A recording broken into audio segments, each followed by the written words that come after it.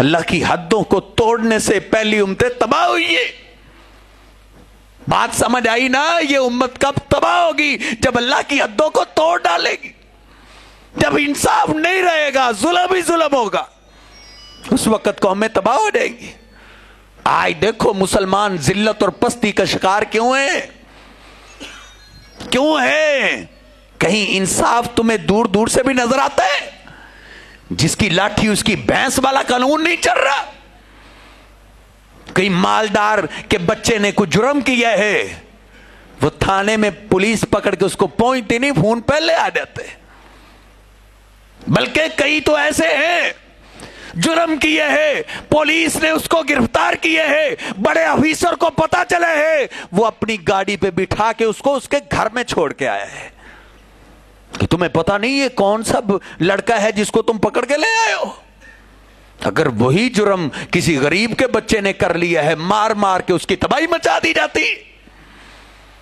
یہ بے انصافی پاکستان میں آئی ہے تو عمل کہاں سے آئے؟ عمل تو وہاں آتا ہے جہاں انصاف ہو. یہی تو وجہ ہے. اللہ رب العزت نے تو مسلمانوں کو کہا ہے، مسلمان جیسے جیسے ایمان میں بڑھتے جاتے ہیں اللہ عزت میں بڑھاتا چلا جاتا ہے. صرف ایک مدینہ ہی تھا، مدینہ تھا، مدینے سے انصاف نکلا ہے، مدینے سے حکومت نکلی ہے. آدھی دنیا تک مسلمانوں کی حکومت آ گئی تھی، صرف ایک شہر سے نکلے تھے. اور ہمارے پاکستان کی کیفیت تمہارے سامنے. آزاد ہوئے، بنگلہ دیش علیحدہ ہو گئے. اب اور کیا بڑھنے، اور کیا بڑھنے ہے؟ آج تک ہم کشمیر کا مسئلہ حل نہ کروا سکے. کیا وجہ ہے؟ بے انصافی ہے، انصاف نہیں ہے. اس لیے پاکستان ذلت اور رسوائی کا سبب بن چکا ہے. یہ پاکستان صرف یہ 4 صوبے نہیں، وہ اس پاکستان کے اندر انڈیا کو بھی شامل ہم نے کرنا تھا، اس کے اندر امریکہ کو بھی شامل کرنا تھا، باقی تمام ملکوں کو اس کے ساتھ ملاتے چلے جانا تھا. لیکن آج پاکستان خود خطرے میں آ چکا ہے. کیا وجہ؟ انصاف نہیں ہے. وہ باؤنڈری کیوں بڑی تھی مدینے کی؟ انصاف تھا. ان کو تو حکمران ایسے ملے تھے، ایسے حکمران، ایسا انصاف کرنے والے. اللہ کی قسم، امیر المومنین عمر فاروق رضی اللہ تعالیٰ عنہ کا دور ہے، حج کرنے کے لیے گئے ہوئے ہیں اور کھلی کچہری لگائی ہے.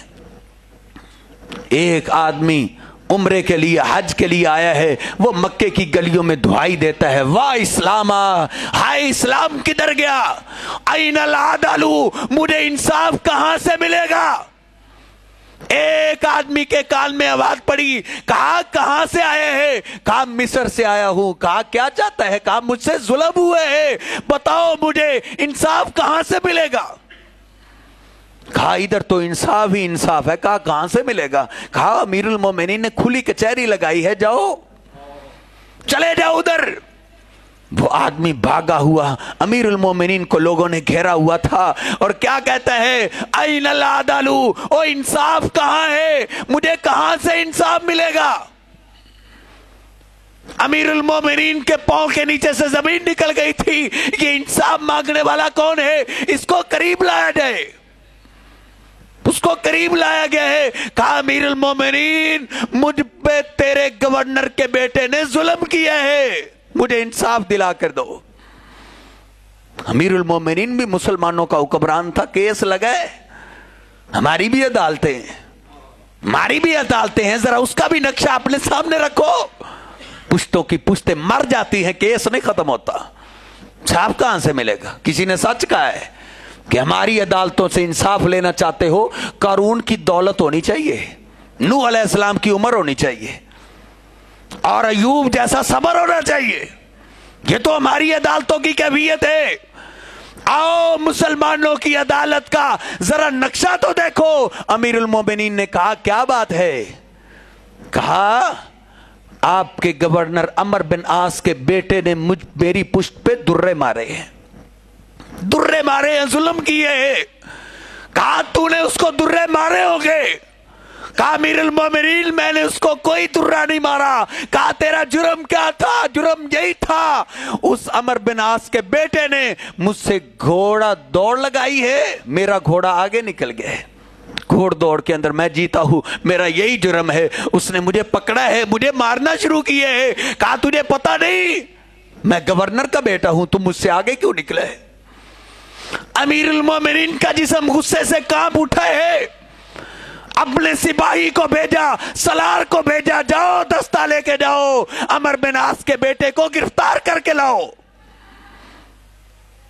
निकले हैं, पलटते हुए आवाज दी, कहा ठहर जाओ, उसके बेटे को नहीं लाना, उसके बाप को भी पकड़ के लाओ, अमर बिन आस को भी गिरफ्तार करके लाओ। पकड़ के लाया गया है। अमीरुल मोमिनीन ने कहा किधर है अमर बिन आस का बेटा? लाया गया है।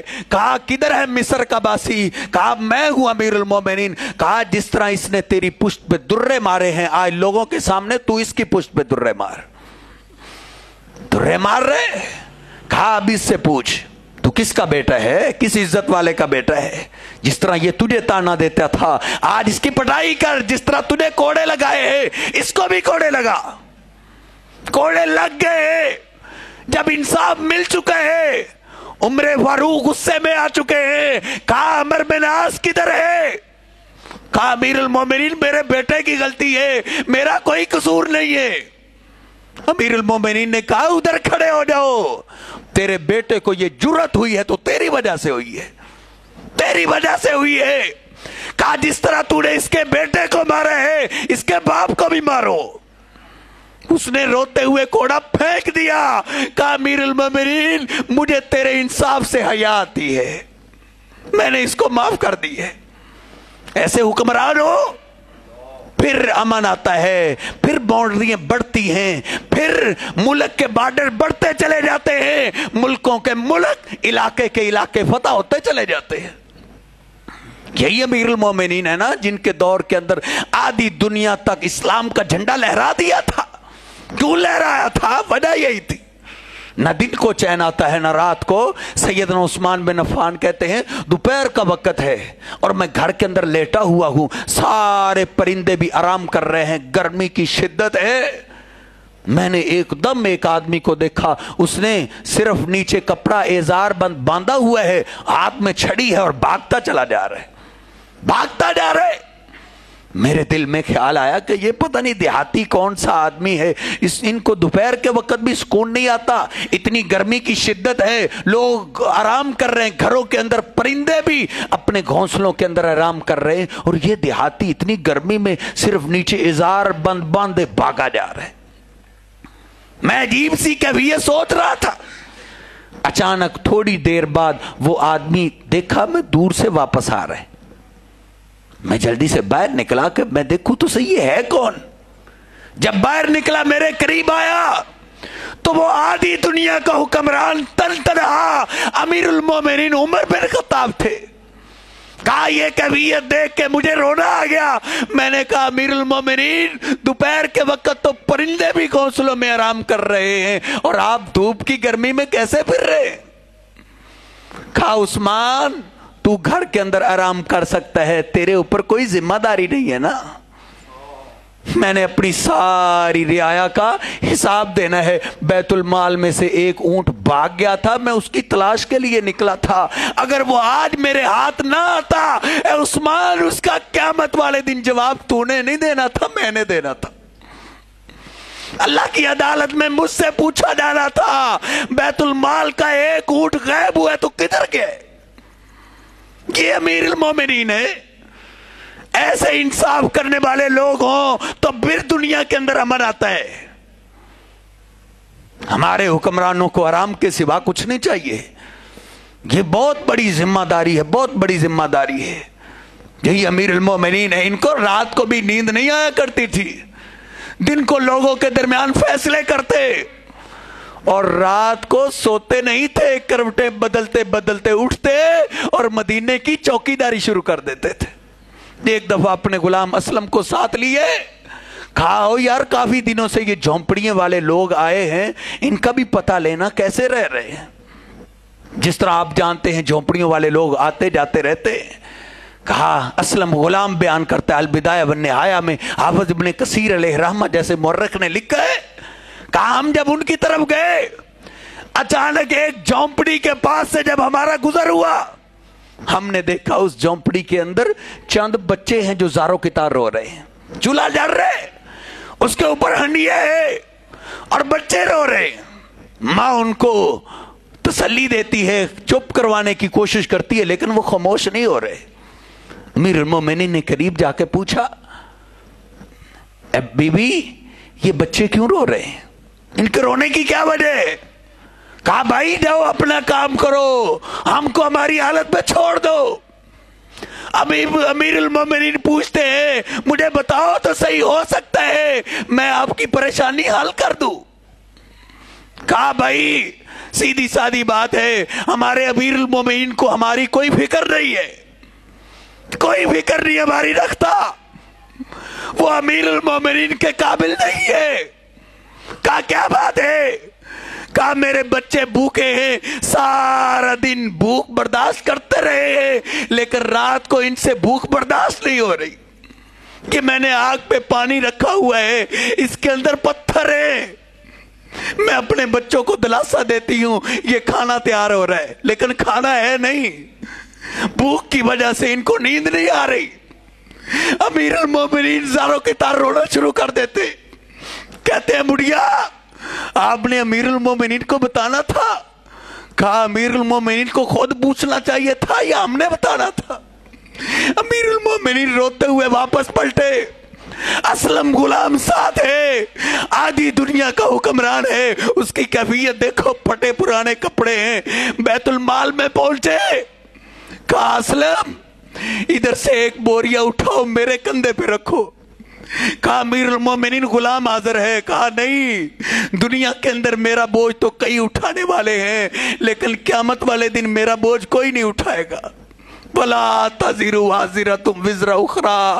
अमीरुल मोमिनीन ने रोते हुए इसरार किया है, असलम मेरी कमर पे बोरिया को रखो। बोरिया को रखा गया है, साथ शहद ले लिए, उस चौपड़ी में पहुंचे और अमीरुल मोमिनीन ने खुद हंडिया के अंदर हलवा तैयार किया, खुद आग जला रहे हैं, हंडिया तैयार हुई है, हलवा तैयार हुआ है, बच्चों को पेश कर दिया है। असलम ने कहा कि अब हमारा काम पूरा हो गया, चले? कहा नहीं नहीं, अब मैं नहीं जाऊंगा, अभी तक जिन बच्चों को मैंने रोता हुआ देखा है ना, जब तक मैं इनको हंसते हुए नहीं देखूंगा मैं वापस नहीं जाऊंगा।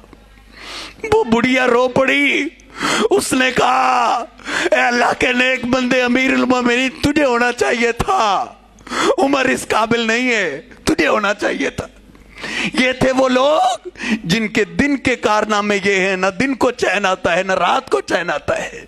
यही वजह है तन तन आजान होती थी और दूर दूर के लोग उनसे डरा करते थे, कांपा करते थे। ऐसे इंसाफ पसंद थे। बातें तो बहुत हैं, मैं इख्तिसार करता हूं। एक दफा